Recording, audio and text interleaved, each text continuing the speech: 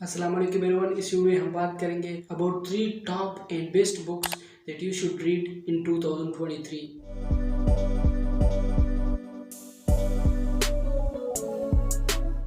अगर आप इन तीनों बुक्स में से किसी भी बुक को खरीदना चाहते हो तो मैंने नीचे डिस्क्रिप्शन में लिंक दिया हुआ है अमेजोन का, आप वहां जाकर खरीद सकते हैं। सबसे पहला बुक जो आपको इस साल ज़रूर पढ़ना चाहिए वो है rich dad and poor dad. दोस्तों, हम सारी ज़िंदगी फाइनेंशियल स्टेबिलिटी और इंडिपेंडेंस के पीछे भागते रहते हैं, काम करते हैं, रिस्क लेते हैं और कई तरीके से प्लानिंग करते हैं to be financially stable and to earn a living. तो इसी फाइनेंशियल स्टेबिलिटी और फाइनेंशियल मैनेजमेंट के हवाले से एक बहुत ही बेहतरीन किताब रॉबर्ट कियोसाकी ने लिखी है जिसका नाम है rich dad and poor dad, जो कि हर इंसान को ज़रूर पढ़ना चाहिए क्योंकि इस किताब में बहुत ऐसे कॉन्सेप्ट्स और बहुत ऐसे एक्सप्लेनेशंस दिए गए हैं जिनके ज़रिए, जिनके स्टोरीज, जिनके ज़िंदगी से आप ज़रूर इस तरह कुछ सीख सके जो कि आपके फाइनेंशियल लाइफ में और आपके बिजनेस में हेल्प कर सके। तो इसी तरह एक कंसेप्ट जो रिच डैड पुअर डैड में बताया गया है वो है कि एसेट बनाने पे फोकस करो, ना कि लाइबिलिटी।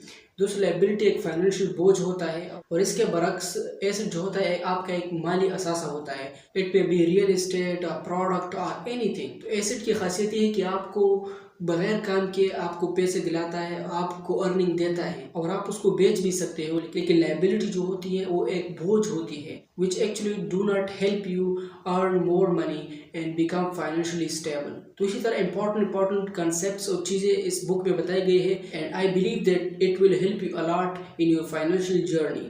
और बाय द वे मैं बताता चलूँ कि जो मैंने रीडिंग की जो जर्नी स्टार्ट की थी अपने लिए, और उसमें जो पहला किताब था वो यही किताब था रिच डैड पुअर डैड।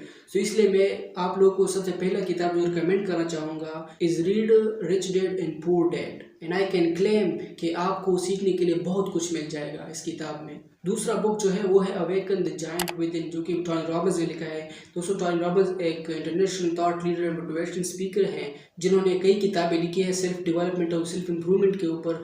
तो उन किताब में से जो कि एक बेहतरीन किताब है वो awaken the giant within है। I have read this very inspirational book और मैंने इस किताब से बहुत कुछ सीखा है, बहुत लाइफ लेसन्स इस किताब से मैंने सीखे हैं और इस किताब ने मुझे बहुत हेल्प किया है to grow as a person. तो मैं भी यही आपको रिकमेंड करना चाहूँगा कि आप इस किताब को ज़रूर पढ़ें इन 2023 क्योंकि ये किताब आपके लिए बहुत कुछ प्रोवाइड करेगा for improving your life, for growing yourself mentally, intellectually, financially and all aspects of life. The next book that I want to recommend to you is the 7 habits of highly effective people.